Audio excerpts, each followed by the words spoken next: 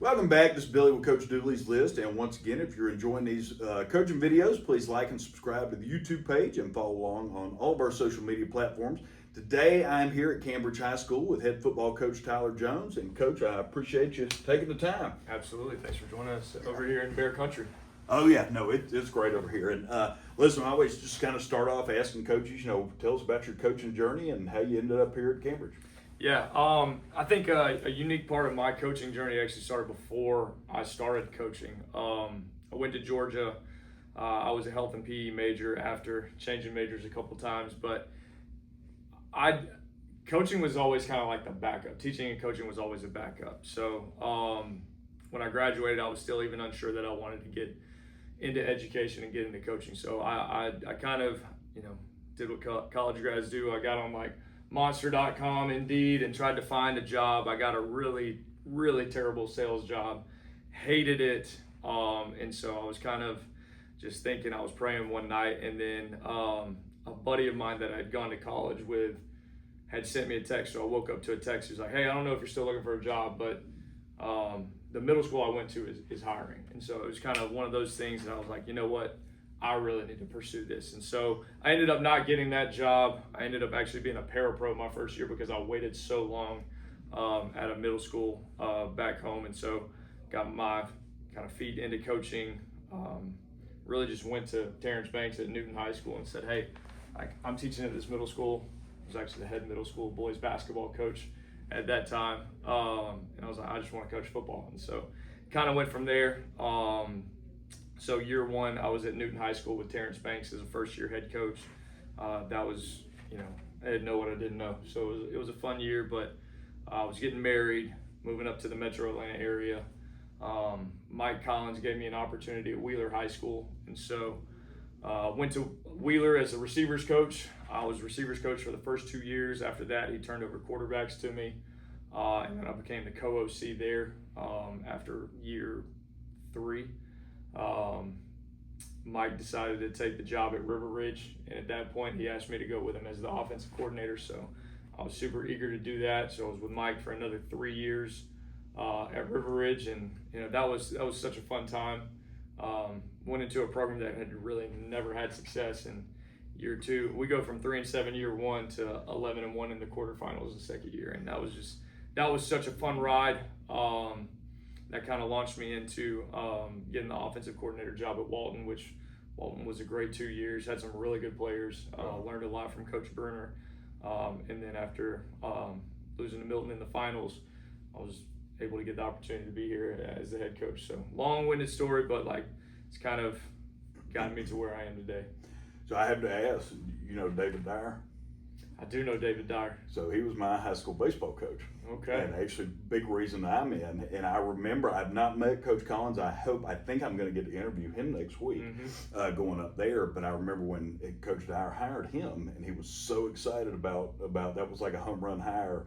And also, too, you get validated as a coach or an AD when you hire somebody and they're able to come in and do what y'all did. So that's really, really cool. Yeah. So working with obviously several good coaches and having some good mentors, you kind of take things from different programs, what you like, what you don't like, and then you're able to make it your own. So now after your a couple years being a head coach here, what is it you want your program now here to be known for? Well, I think working for Coach Collins, he's been so good at taking, programs that kind of underperform and getting them to a pretty high level. And he does it the right way. He's all about hard work. He's all about, doing the little things correctly. And so I really learned a lot from him as far as building a program from the ground up. And then getting over to Coach Berner, Walton was a pretty established program. And so seeing all the little things that he did to take a program that's already at a pretty high level and try to continue to elevate it. He's not afraid to get into the community. He's a very personable guy, very, very different than Mike. Mike wants to stay in his lane and coach ball, which is great. Kind of, again, the hard work that this is the job, this is the mission. That was Mike. Berner was kind of, all right, how can we expand? How can we grow? And so I got a lot of really good ideas from him as far as building a program or expanding a program. And so there's definitely things that I got to take from both of them, here, because I feel like Cambridge is kind of a blend. We're trying to continue to grow as a community, just being relatively young. But we also, we want to do things the right way. And we want it to be a great experience for our kids, making the phone calls, doing some of the extra things to try to get our kids, in Mercedes-Benz, for example. Those are all really great experiences for high school kids. And that's what we're trying to provide our kids here at Cambridge. Yeah, no, I love all that stuff. And so, I know we talked a little bit about this before, but you always ask coaches, like, what's one of your favorite stories? And again, this could be on the bus, it could be on the field, it could be just something that happened years after with a kid, but just what's one of your favorite coaching stories? Well, I mean, so mine, I guess, would have to be more of a personal story. I talked about that first year at Newton, again, not knowing what I didn't know. Oh, yeah. I think it was week 2 or 3. We were taking a long trip down to Lowndes. Right. And so we go down to Lowndes, and, there's not much of an expectation in my mind. Like, I knew the players we had, and we had some talent.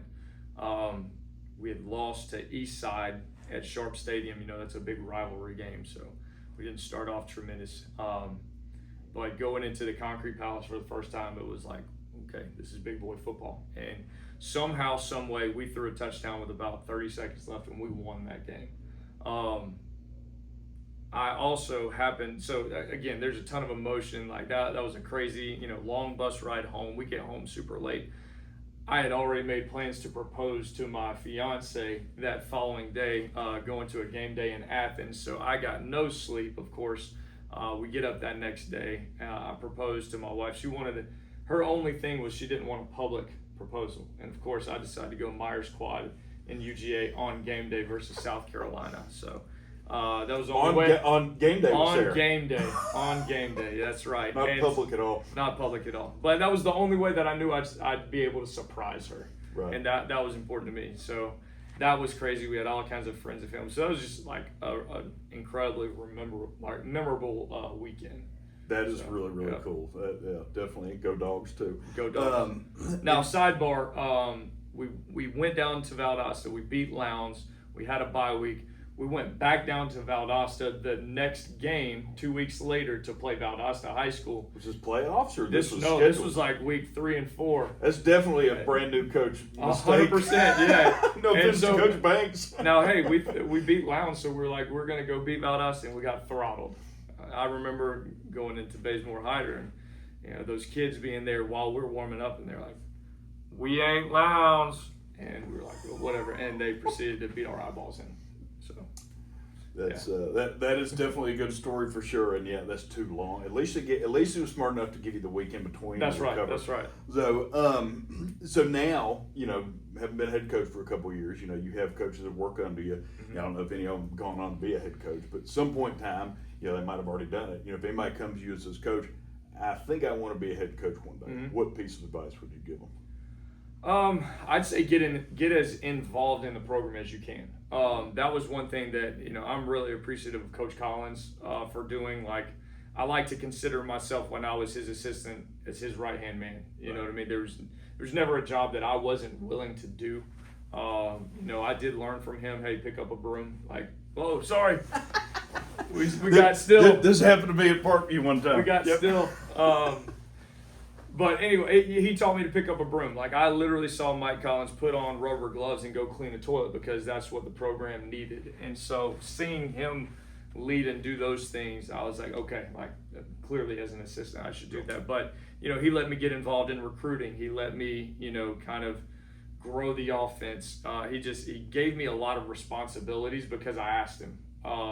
Because I knew eventually I wanted to become a head coach, and so that would be my thing, is like, how involved can you be within your current program? Ask for duties.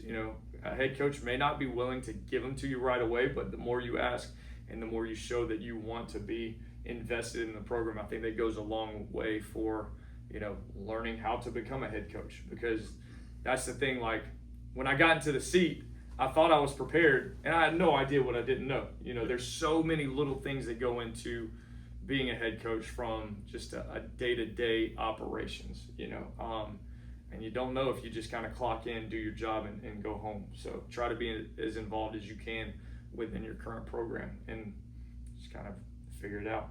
Well, and I think that is so important for those who do have those aspirations because, gosh almighty, I mean, I hear so many times, just like the kids, they want it all right now. There's some young coaches that think, hey, the joke is always, hey, I'm great at Madden, Oh, yeah, for sure. I could be the OC or that kind of thing. But like you have to do those things, and not just to see how it's done, but from a leadership standpoint. It's hard to ask somebody to do things when you're not willing to do them yourself. And if you're lucky enough, fortunate enough as a young coach to become that head coach, but you're not willing to do those things, it's hard to get the guys working not under you but with you to do that. So 100%. I mean, it is different because so many people want to stay in their own lane and be really good in their own lane. But as a head coach now, I have to lead other men. Some of these guys are older than me. Yeah. Some of them have been coaching longer than me. But it's not about being the boss.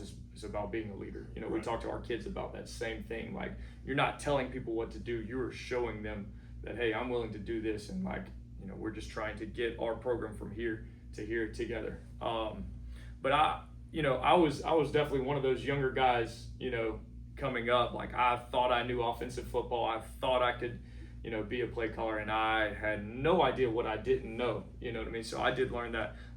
In fact, shout out to Davis Harvey. Harvey was the defensive coordinator at Wheeler, and I remember just being a young coach, thinking I had ideas, thinking I knew how to make our offense better. And he literally told me, he's like, hey, sometimes you just need to shut up and listen. You are a young guy. There's so much you need to learn. And I was obviously offended at that moment, but that was really good advice for me. I needed it at that time, and it just kind of put me in my place, but gave me perspective that, okay, yeah, maybe I don't know. And the older I get, the more I'm like, experience is huge. You know what I mean? I did think I had some knowledge, but like I didn't have that experience, and that helped me.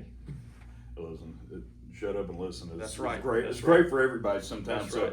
All right, it's now fun stuff. A little rapid fire, Okay. no context. You don't have to give any explanation, just an answer. All right, you already did this, but if there's somewhere else, if I call and say, hey, I'm coming to town, where do I go eat? Where do you send me? Oh, Mazzy's Sports Bar and Grill. Phenomenal food. Make everything in-house. It's great. I just had a salad from there. It was phenomenal. Yeah. Thank you for that. If you have a pregame hype song right now to get you ready for a game, what is it? Ooh. I'm not a huge music guy. I find myself going back to, when I was in high school though. I don't know, probably something Tupac. Okay. Yeah. I like it.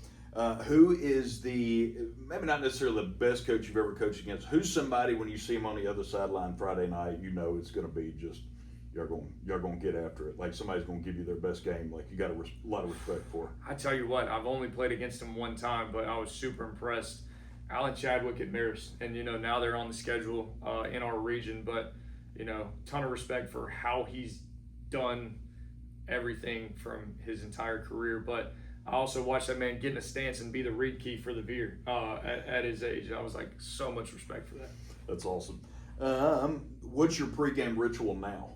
What do you do on Friday to get ready for it? I try to stay busy. I try to set the field up. I try to move around. I hate that time period of after pregame meal to getting to kickoff. So I just try to stay busy. Go move some stuff. Go, pack a bag, whatever it is. I love it. Mm-hmm. All right, last one. Who is the best player you've ever coached against? I know there's been some good ones. Yeah, I actually put a tweet out about this. I did an offensive and a defensive guy, but Jahmyr Gibbs at Dalton. I mean, he was unreal. If you didn't have three guys right there to tackle him, he was going to score. Yeah. I mean, that's how good he was. He was so electric. I think he gave us like 250 yards that year. It's crazy. Did he play defense too? He did not. No. He did not. He didn't sometimes have to. You do too. Yeah. He did not have to. Yeah, he is fun to watch. So, yeah, for well, sure. Listen, those are good. So the last one. Who should I go and interview next? Could be a Cambridge, could be another football guy, could be somebody. Who's somebody you think would be entertaining to sit and talk with? Entertaining. Or just knowledgeable. There's both. People watch for different reasons. Listen, I tell you what, I would say our offensive coordinator, Pete DeWeese. Pete has coached in multiple states. He has coordinated both sides of the ball. He's just super, super knowledgeable. Like, I learn from him every day. Lacrosse guy too? No, he No. he actually coaches boys golf right now. Oh, God, okay. No, to my knowledge, he's not a lacrosse guy. Okay, I misspoke there. So, all right, no, I'll definitely try to get with him too. So, last question. Coach Dooley's list website. Try to be a one-stop shop for coaches. That's why I do the interviews. Try to let people know there is a website out there if they want to use it. Who's a vendor you've worked with that you just would shout out for others to work with? Yeah, I think Jason Lee at Playwell merch. He does a lot of local things for us, from shirts, hats, things like that. He's quick turnaround. He's easy to work with. He's like, "What do you need? I got you." And so does a really good job. So shout out to Jason. Awesome. Yeah. I'll have to get his info and get him added to the sure. site. So, well, Coach, listen, it was a pleasure. Hey, best of luck to you. If I can ever do anything, let me know. Yes, sir. Thank you. Thank you. All right. Go Bears. Yes.